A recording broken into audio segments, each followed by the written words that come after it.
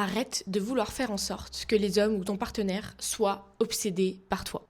Il y a tout un narratif que je vois énormément passer depuis plusieurs années qui tourne autour du fait d'essayer de faire en sorte que les hommes ou tes partenaires soient obsédés par toi, que tu puisses avoir tout ce que tu veux et de presque les manipuler en un sens pour que ce soit le cas. Sauf que ce qu'on te dit pas, c'est que ce faisant, tu crées les conditions exactes pour avoir tout l'inverse de ce que tu veux. Ce que tu veux, c'est une relation où tu te sens chouchouté, choyé, où tu peux mettre ton cerveau sur off, où c'est lui qui prend le lead, où tu peux pleinement faire confiance, où tu es traité comme une reine. C'est ça que tu veux. Mais quand tu essayes de faire en sorte que quelqu'un soit obsédé par toi, il y a 3 mécanismes au total qui font que ça va créer exactement l'inverse de ce que tu recherches.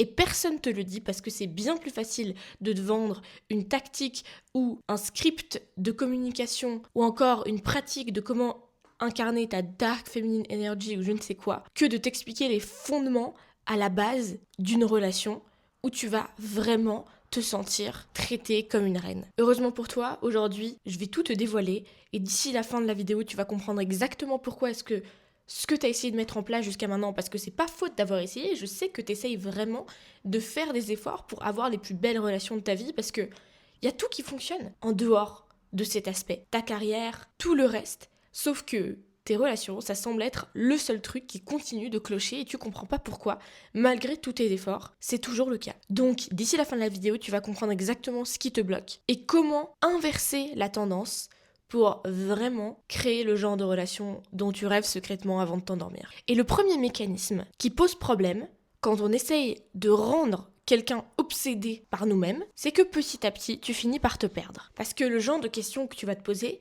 c'est qu'est-ce qui va, lui, le rendre obsédé ? Qu'est-ce que je peux faire pour qu'il se comporte de telle ou telle manière ? Et en fait, on se rend compte que dans la construction grammaticale même de ces phrases, l'objectif et le prix, entre guillemets, il est placé sur lui. C'est-à-dire que tout ce que tu vas faire va se diriger dans le but que lui en retour, se comportent de telle ou telle manière, te disent telle ou telle chose, t'offrent tel ou tel cadeau. Très souvent, parce que de ce que je vois tourner, c'est beaucoup de recettes, entre guillemets, que tu vas copier-coller, c'est-à-dire une façon de parler, une certaine attitude à avoir, etc. Une posture peut-être. Et donc, au fil du temps, tu finis par te perdre un petit peu toi-même, dans le sens où tu vas modifier tes comportements que tu aurais eu naturellement, ta façon de communiquer naturelle, ta posture, etc., pour correspondre à un certain standard qui est censé, lui, le faire agir différemment. Et tu vois en quoi c'est un problème, parce que toi, quand tu veux créer une relation, tu veux pas seulement créer une relation où il est obsédé par toi, mais tu veux créer une relation profonde, où tu peux être 100% toi-même, où tu peux partager toutes les facettes de toi-même sans que ce soit un problème. Sauf que du coup, quand tu essayes de faire en sorte que lui soit obsédé par toi, tu dilues ta propre essence et ce qui fait que t'es toi. Et c'est très problématique parce qu'un des ingrédients principaux pour pouvoir créer une relation profonde où tu te sens 100% toi-même, c'est de te montrer tel que tu es et d'oser te montrer sous toutes les facettes. Et non pas d'essayer de correspondre à un standard qu'on te donne, à une façon de communiquer qu'on te dit de suivre, pour ensuite espérer avoir quelque chose de précis en retour. Sachant que même si tu arrives à l'avoir, au final, tu vas te sentir un petit peu déconnecté parce que tu vas sentir que quelque part, c'est pas tout à fait toi-même. Et que peut-être, si tu as construit une partie de la relation autour de ça, il y a toute une partie et plusieurs aspects de toi-même que probablement t'as pas montré et que tout à coup, t'es gêné de montrer ou tu te dis que ça va pas correspondre à la façon dont tu t'es comporté jusque-là. Bref, en fait, on entre un petit peu dans un cercle vicieux de comme on essaye absolument de faire en sorte qu'il se comporte ou qu'il agisse de telle ou telle manière, ce faisant, nous, on se perd au profit de certaines techniques, d'une certaine posture, d'une certaine attitude, ou je ne sais quoi d'autre. Et donc ici, ce que j'ai fait avec une de mes clientes, et c'est une étape par laquelle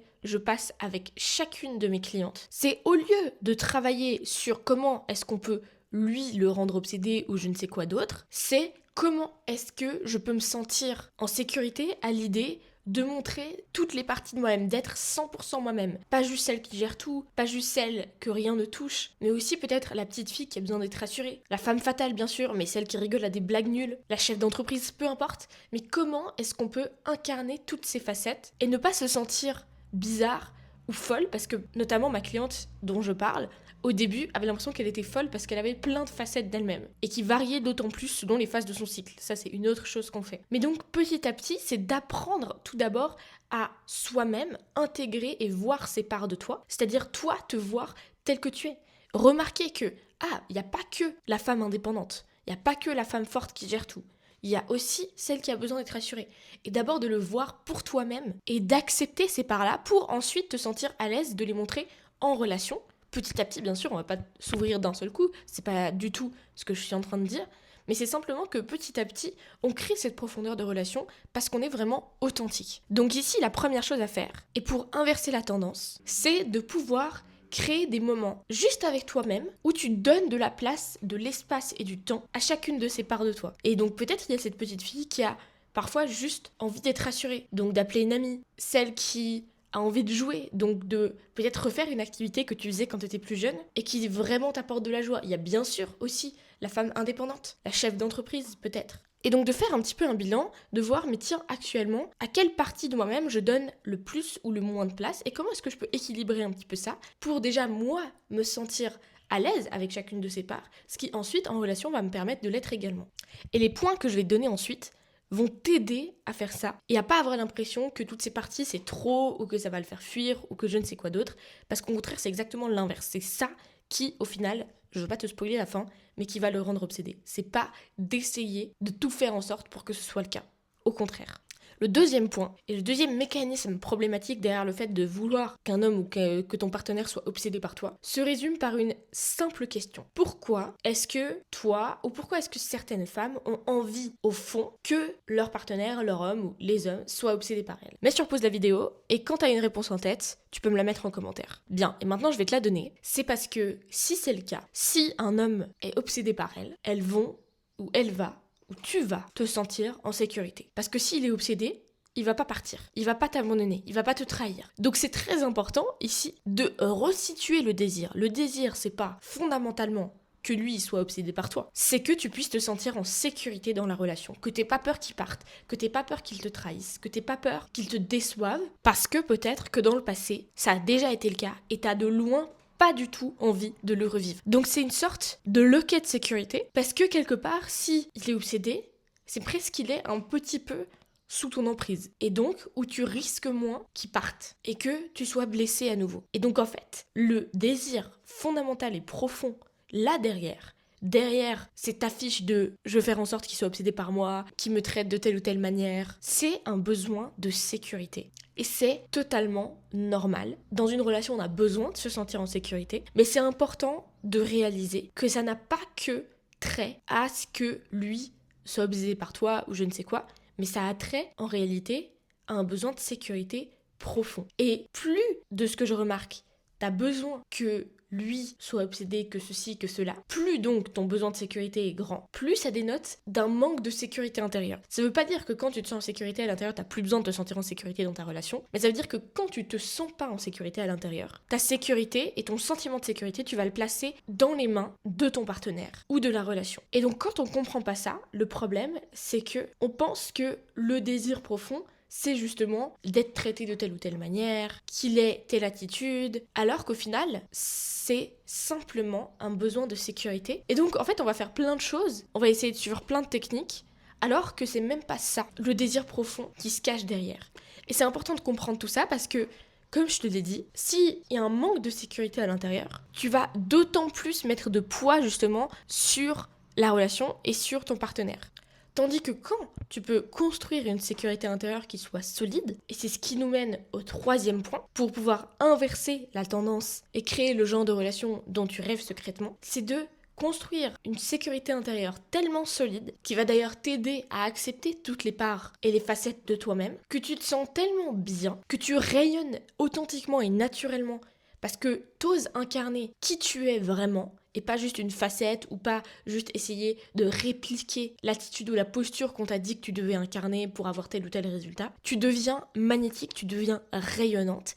Et c'est là que paradoxalement, sans même que t'essayes, il va commencer à se comporter exactement comme t'en rêvais. C'est-à-dire prendre les devants, t'offrir des fleurs un mardi aléatoire ou un cadeau, te traiter comme une reine. Mais pour autant, ton sentiment de sécurité intérieure ne dépendra pas de ses actions, ne dépendra pas de son comportement. Et de ce fait, tu poses des fondations qui sont vraiment stables et vraiment saines pour ta relation, pour une relation qui soit durable, qui soit long terme, et où tu te sentes pleinement épanoui. Donc aujourd'hui, j'aimerais que tu te poses la question, si tu as déjà consommé, cherché ou essayé de faire en sorte qu'il soit obsédé par toi, demande-toi quel est vraiment mon désir là derrière. Est-ce que purement j'ai envie qu'il soit obsédé par moi parce que voilà, peut-être même mon ego serait un petit peu flatté, ou bien est-ce que c'est un sentiment de sécurité que je recherche parce que s'il est obsédé, il va pas me trahir, il va pas partir.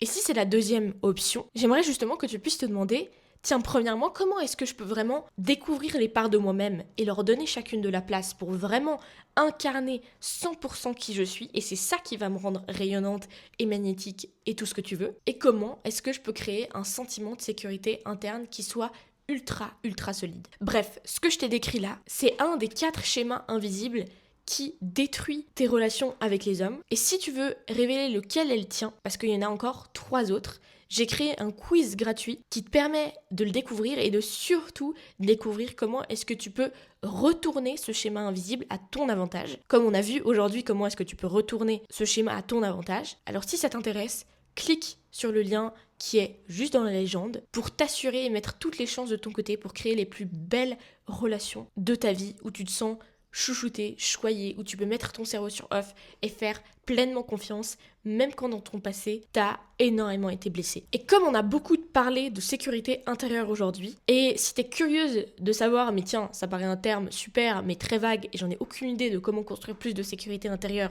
dans mon système nerveux, tu tombes bien parce que j'ai fait une série de 2 vidéos, de 2 masterclass, je devrais dire, parce que c'est clairement ça, sur le fonctionnement du système nerveux, premièrement, et deuxièmement, comment est-ce que tu peux créer davantage de sécurité dans ton système nerveux. Alors si ça t'intéresse, je te mettrai les liens juste ici, et je t'invite fortement à aller les regarder.